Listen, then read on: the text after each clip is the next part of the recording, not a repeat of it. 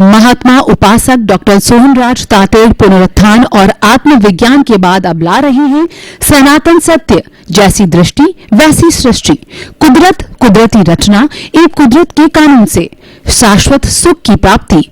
Log in करें www.drsohanrajtated.com, YouTube channel doctor Sohanraj Tated, play store से download करें mobile app doctor Sohanraj Tated.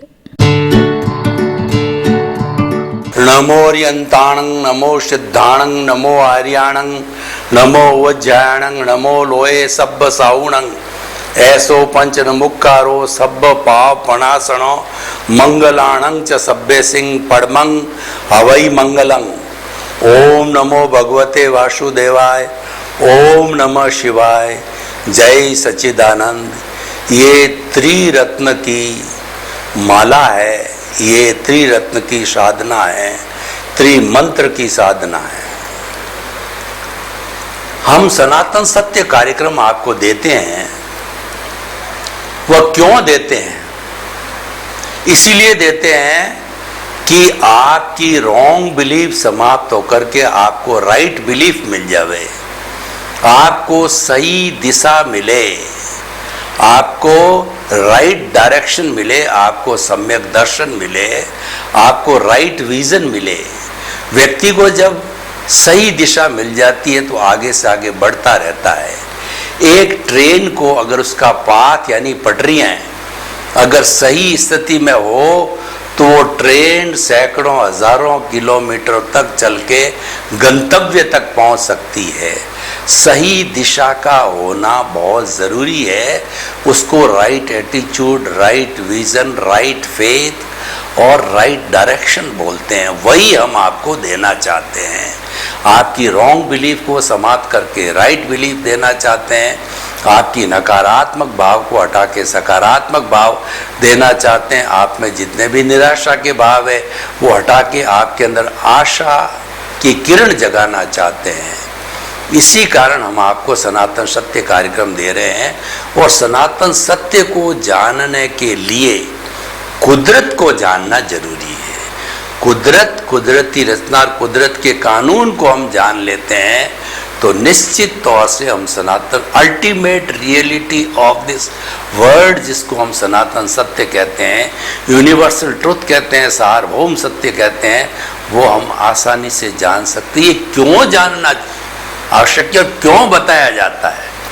इसका मुख्य कारण ये है कि हम आपके मनुष्य होने के नाते आपके शाश्वत सुख की नींव लगाना चाहते हैं। मनुष्य इस जन्म में जैसी प्रतिष्ठा करेगा, अगले जीवन के अंदर वो प्रतिष्ठा, वो कॉजेस, वो अगले जन्म में जाकर के इफेक्ट बनेंगे। आपको हम अच्छा कॉज देना चाहते हैं। कहते हैं ना लोग कि I am working for a good cause, I am working for a common cause. I am working for the cause for the betterment of whole society. I work with the cause of the development of the people. Sarvodaya के लिए मैं कार्य करता हूँ. It is a good cause. The work for which you are doing is a cause.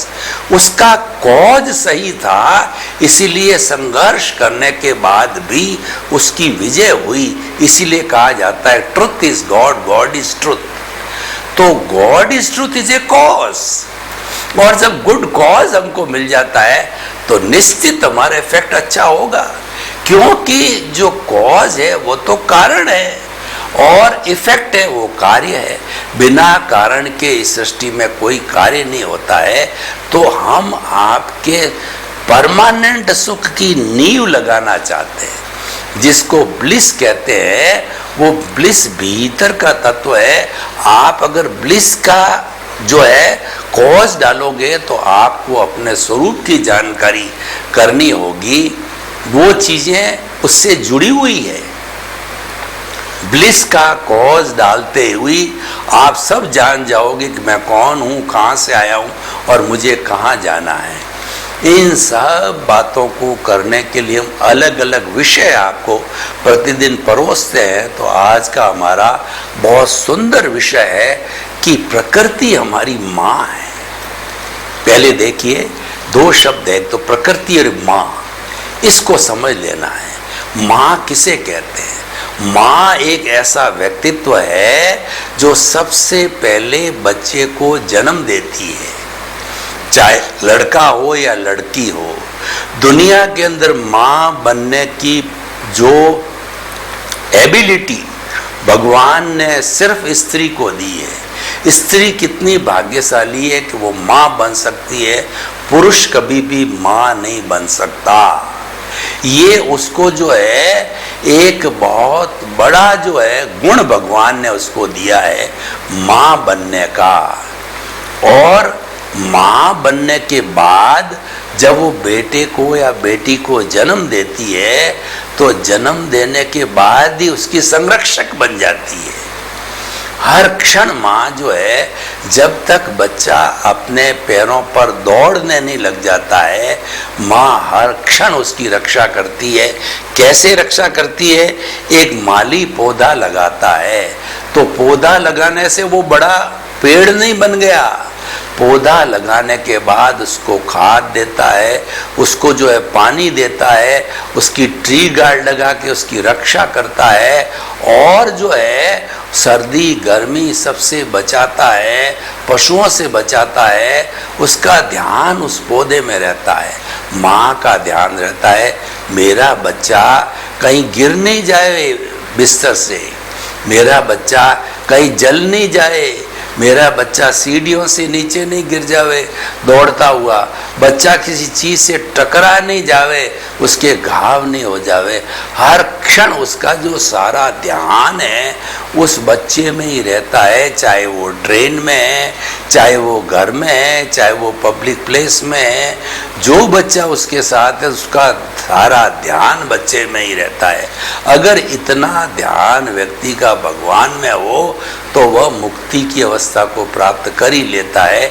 इसीलिए कहा गया है कि जैसे माँ का ध्यान बच्चे में होता है, आप भी जब जो बाद में उम्र प्राप्त हो जाते हो 60+, तो आप माँ के जैसे बच्चे में ध्यान होता है, आप भी ध्यान प्रभु में लगाओ, भक्ति मार्गी बनो आप, और प्रभु की शरण के अंदर जाओ। तो ऐसी माँ होती है। अब हम प्रकृति की बात करते हैं। प्रकृति का अर्थ होता है वातावरण, एनवायरमेंट, कॉस्मॉस, ब्रह्मांड और सारी ये पृथ्वी। वह वातावरण जो हमारे चारों तरफ है, जिसमें हम 84 लाख जीवा योनि के प्राणी, हम सभी उसमें बर्थ प्लेसेस, और उन प्राणियों की संख्या अनादि अनंत है, वो हम सब निवास करते हैं। तो हम माँ के आंचल में निवास करते हैं। वो सारी कुदरत है, वो हमारी माँ है। अब देखिए माँ कितने लोगों को पालती है, 84 लाख जीवा योनि। कौन कौन से है वो भी मैं आपको बता देता हूँ। आप समझते होंगे ये कपोल कल्पित है, मात्र एक फिगर, ऐसा नहीं है। 84 लाख जीवा योनि बर्थ प्लेसेस, मैं संख्या नहीं गिना रहा हूँ, लिविंग बीइंग्स की संख्या अनादि अनंत है। मैं तो बर्थ प्लेसेस जहाँ पे वो जन्म लेते उन प्लेसेस की संख्या बताना चाह रहा हूँ। 7 लाख पृथ्वी का है, 7 लाख अप का है, 7 लाख तेजस का है, 7 लाख वायु का है, 10 लाख प्रत्येक वनस्पति का है, 14 लाख साधारण वनस्पति का है, 2 लाख बेंद्रिय, 2 लाख तेंद्रिय, 2 लाख चतुरेंद्रिय, 4 लाख नारकी, 4 लाख देवता, 4 लाख तिरंज पंचेंद्रिय, 14 लाख मनुष्य की जाति, 4 गति, 84 लाख जीवा योनिया बर्थ प्लेसेस हैं। ये सब माँ के ताबे हैं। इन सब का भरण पोषण, पालन पोषण, देख रेख, इनको जन्म देना और इनको भोजन देना, इनको पालना पोसना, बड़ा करना, ये सब माँ के अधीन है, कुदरत के अधीन है। इसीलिए कहते हैं कि जीव जन्म लेते ही कुदरत के ताबे आ जाता है, कुदरत के अधीन होता है, और कुदरत का ही कानून उस पर लागू होता है। और अगर वह कुदरत के कानून का पालन नहीं करता है और अपने आप को वो मिथ्या ज्ञानी बन करके कर्ता मानने लगता है, तो वही उसके बंधन का, दुख का, ज्ञान का कारण बन जाता है। अगर आप निमित्त भाव से रहो, प्रकृति को उसको पाल रही है, आप जो भी एक्टिविटी कर रहे हो प्रकृति करा रही है, आप अपने आप को निमित्त मानते हो, अच्छी बात है। आपके कोई कर्म का बंधन नहीं है और आपने जो ही कर्ता बनने की कोशिश की, अपने अहंकार के वशीभूत होकर बड़ा बनने की दृष्टि से मैं और मेरा में आप जुड़ जाते हो। मेरा घर, मेरा परिवार, मेरा धन, मेरा दौलत, मेरा जो है वो सत्ता, संपत्ति, संबंध, और मैं इतना बड़ा व्यक्ति, मैं विद्वान, मैं इंजीनियर, मैं डॉक्टर, मैं प्रधानमंत्री, मैं राष्ट्रपति। जब आप मैं और मेरा चिंतन करते हो तब आप बंधन में बंध जाते हो, आप अज्ञानी बन जाते हो, आप कर्ता बन जाते हो। यही दुख का कारण है और यही अज्ञान है। इसीलिए आप अपने आप को मात्र निमित्त समझो, और प्रकृति भी यही कहती है कि इस विश्व के समस्त प्राणी हैं वो निमित्त है, कर्ता तो मैं अकेली हूँ। प्रकृति माँ कहती है कि कर्ता तो मैं अकेली हूँ, मैं अकेली आपको पालती पोसती हूँ, आप मुझे सहयोग थोड़ा ही करते हो। वो तो साफ कहती है कि मेरे पास में 5 भूतों का खजाना है, पृथ्वी, जल, अग्नि, वायु और आकाश। ये अटूट खजाना है और इस खजाने के माध्यम से, इन तत्वों के माध्यम से, ये तत्व हर जीवित प्राणी के अंदर है। पंचभूत के पुतले हैं सारे, और वो पंचभूतों में ही विलीन होते हैं, उन्हीं से पालन पोषण होता। तो मेरा कभी इन 5 तत्वों का क्षय नहीं होता है, घटबढ़ अवश्य हो जाती है, क्षय कभी नहीं होता है। इसीलिए कहा गया है कि प्रकृति माँ की जो एनर्जी है वो आइंस्टीन ने सारा फॉर्मूला दे करके कहा कि E = mc²। ई का मतलब पूरे ब्रह्मांड की एनर्जी, m का मतलब मास, उसमें निवास करने वाले जड़ और चेतन की, और c² कॉन्स्टेंस है, वह कभी भी E = mc² हमेशा एक सा रहेगा। यानी कन्वर्शन होता है हमारी इस प्रकृति माँ के अंदर। ठोस द्रव में बदलता है, द्रव गैस में बदलता है, गैस वाइब्रेशन में बदलती है। इसको हम पर्याय कहते हैं, क्योंकि प्रकृति का नियम है, लॉ ऑफ द नेचर है कि इसी को ही संसार कहते हैं। जो संचरण करता है वो संसार कहलाता है, और संसार में हर क्षण हर वस्तु हर क्षण बदलती है, वरना उस वस्तु का अस्तित्व नहीं है। जो आज कोई भी दीपक की एक ज्वाला जली है तो वह उस स्थिति में कभी नहीं आएगी, क्योंकि द्रव्य क्षेत्र काल भाव, काल स्वभाव कर्म पुरुषार्थ है, यही इसके जो है सहयोगी घटक है। ये जब बदलते रहते हैं, ये सारे संजोग है, संजोग बदलते रहते हैं तो स्थितियां भी बदलती रहती है। तो हम आपको ये कहना चाह रहे थे कि ऐसी हमारी ये नेचर है जो माँ है, सबका पालन पोषण करती है। और नेचर माँ ये कहती है कि ये कभी भी खजाना मेरा ख़त्म नहीं होने वाला। लेकिन मनुष्य के लिए कहा गया है कि मनुष्य नीड एक्सेप्टेड है, नीड की वह पूर्ति करता है तो अच्छी बात है। उसको जो है वह रिकमेंडेड है, उसको वो स्वतंत्रता है, कोई रोकने वाला टोकने वाला नहीं है।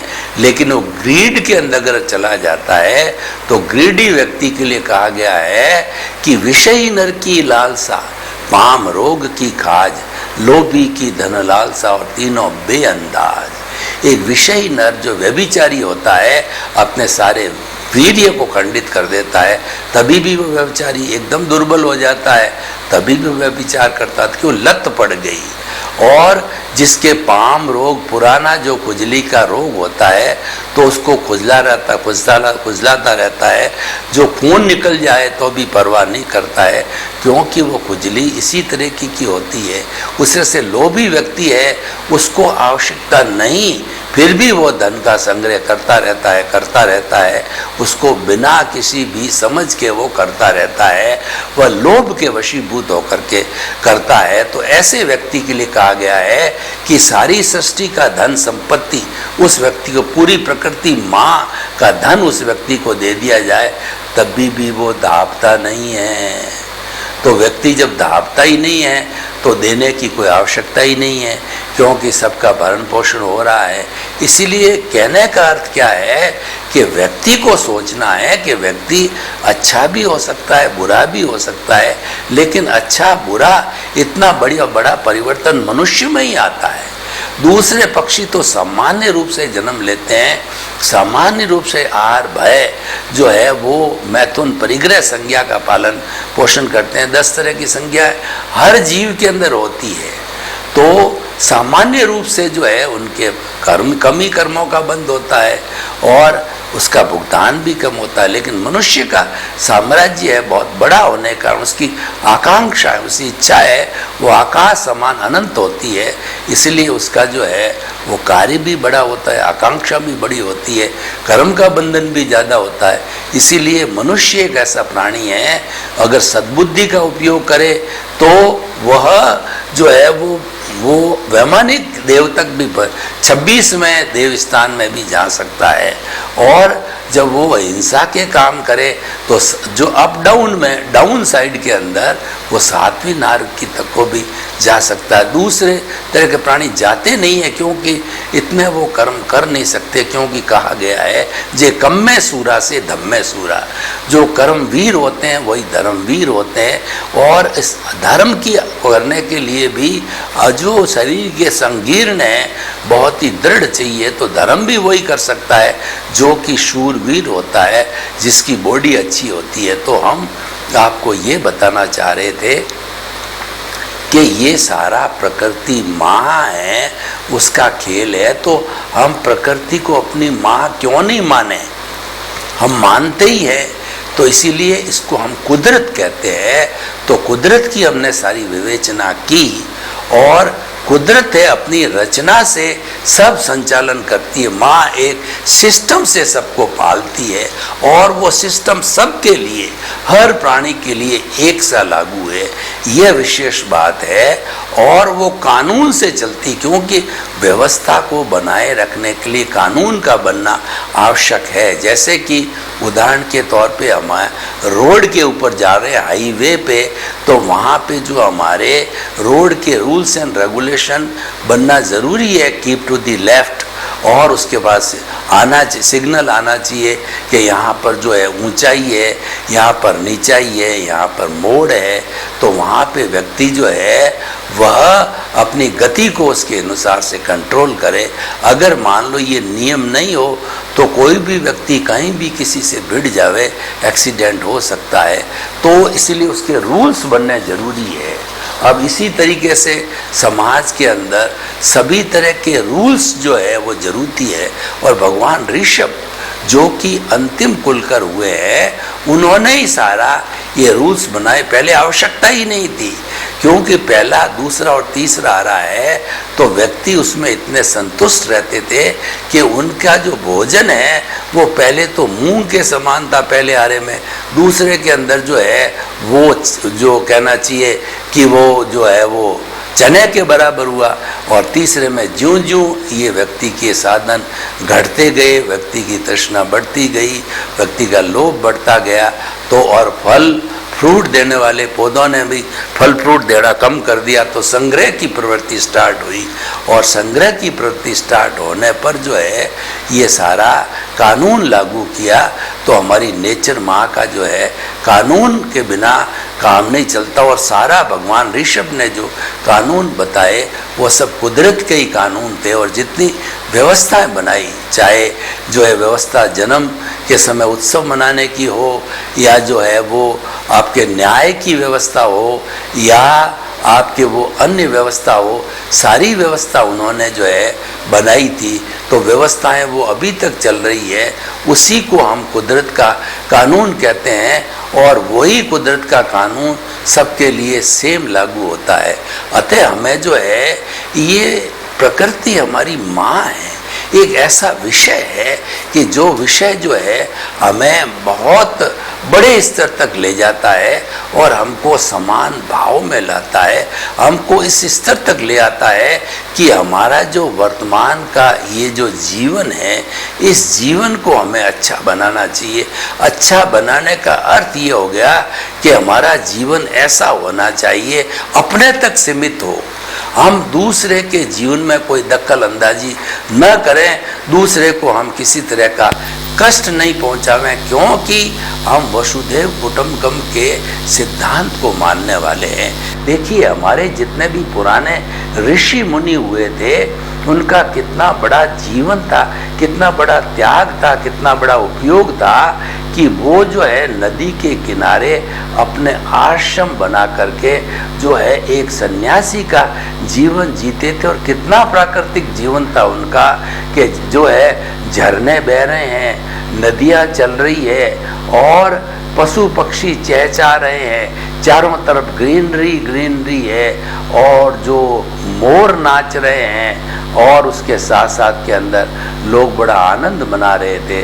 प्रकृति समस्त जीवित प्राणियों का आधार है, आधेय है, इसीलिए उसको प्रकृति माँ कहने में कोई अतिशयोक्ति नहीं है। सारे जीवित प्राणी प्रकृति की गोद में ही पलते हैं, पोसते हैं, बड़े होते हैं और उसी में ही विलीन होते हैं। इसलिए प्रकृति पूजा ही सच्ची पूजा है।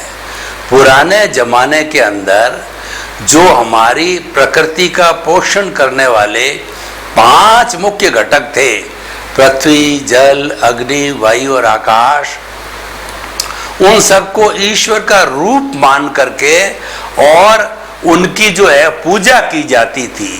पृथ्वी देवता, जल देवता, वायु देवता, अग्नि देवता, आकाश देवता, उन सब का पूजा पाठ किया जाता था, उनको सम्मान दिया जाता था। पूजा का अर्थ है कि उनको सम्मान दिया जाता था, क्योंकि वो ही इस प्रकृति में संतुलन बनाए रखते थे। वो ऐसी एक अभूतपूर्व शक्ति थे कि इन बेसिक 5 एलिमेंट्स को वो बराबर शुद्ध रूप में बनाए रखना, निरंतरता रखना, उसके अंदर कोई तरह का दोष नहीं आना, ये सारा ध्यान देते थे। तो अब हम निष्कर्ष की भाषा में बात करें तो हमारा जो बाह्य जगत है, हमारा जो व्यवहार जगत है, वो प्रकृति की गोद में पलता है। तो हमें प्रकृति यानी कुदरत की रचना और कुदरत के कानून का अनुशासन के साथ में पालन करना चाहिए। और जहाँ तक हमारा व्यक्तिगत संबंध है, यानी हमारी चेतना का संबंध है, तो चेतना अपने आप में स्वतंत्र है, उस पर किसी का कानून लागू नहीं होता है। उसकी स्वतंत्रता को मान्य करने के लिए व्यक्ति के पास में भाव तंत्र है। वो सारा भाव तंत्र हमारे लिम्बिक सिस्टम, नर्व्स सिस्टम, हमारी एंडोक्राइन ग्लैंड्स और तेजस शरीर या अवचेतन मन, इन सब का सम्मिलित रूप है। उससे सारे भाव बनते हैं, वो भाव तंत्र कहलाता है। भाव तंत्र के अंदर कोई भी लिविंग बीइंग स्वतंत्र है कि वह कैसे भाव डालता है, कैसे भाव बनाता है, क्योंकि जो कुछ भी होता है भावों के द्वारा ही होता है। ये भाव जो है वो विचारों में बदलते हैं, विचार है वो आचार में बदलता है, आचार है वो व्यवहार में बदलता है और व्यवहार से व्यक्तित्व बनता है। इसलिए भाव जो है एक टर्निंग पॉइंट है, भाव एक मुख्य बिंदु है। भाव पे हमारा जो है जो सारा बदलाव आता है, तो उसका भी हमें वो स्वतंत्र विषय है हमारी आत्मा का। जो भाव सत्ता है आत्मा की वो है प्रज्ञा, तो हम कहना चाहते हैं कि अगर आप दृष्टि विज्ञान करना चाहते हो, आप अपने स्वरूप की जानकारी करना चाहते हो, आप सनातन सत्य और शाश्वत सुख की प्राप्ति करना चाहते हो, तो भाव तंत्र का जो मुख्य बिंदु प्रज्ञा है, उसकी जो कि आत्मा की जो है वो चेतन सत्ता है, उस आत्मा की सत्ता का जो है हमें सदुपयोग करना चाहिए, उस तक पहुंचना चाहिए। यानी हमारा भावनात्मक विकास होना चाहिए। हमें इंटेलेक्चुअल जो हमारा बाह्य जगत है उसकी हाईएस्ट पॉइंट है वह इंटेलेक्चुअल है, और प्रज्ञा का जो प्रारंभ होता है वह होता है हमारा इंट्यूशनल। इंटेलेक्चुअल और इंट्यूशनल ये दोनों एक बिंदु पर आकर के मिलते हैं, इसी का नाम भाव जगत है। तो हम पृथ्वी को और इस जो है प्रकृति को माँ मान करके हमारा जो बाह्य जगत है वो अच्छा बनना चाहिए, भाई भाई का बर्ताव होना चाहिए, हमारे में इंसानियत आनी चाहिए, ह्यूमैनिटी आनी चाहिए। पृथ्वी को माँ मानने का अर्थ क्या है, हम सभी ह्यूमन बीइंग है, और वह ह्यूमैनिटी जो है वो हमें एक अच्छा इंसान बनाती है, वह इससे डेवलप होनी चाहिए।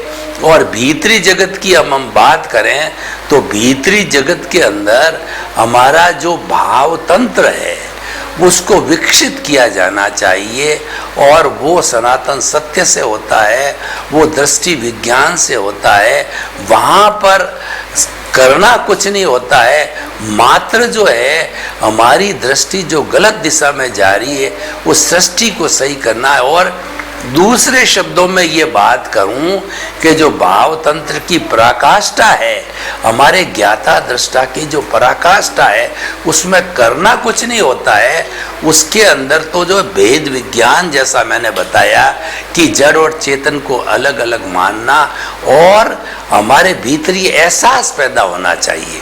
हमने भेद विज्ञान कर दिया, इसको अलग मान लिया, उसको अलग मान लिया।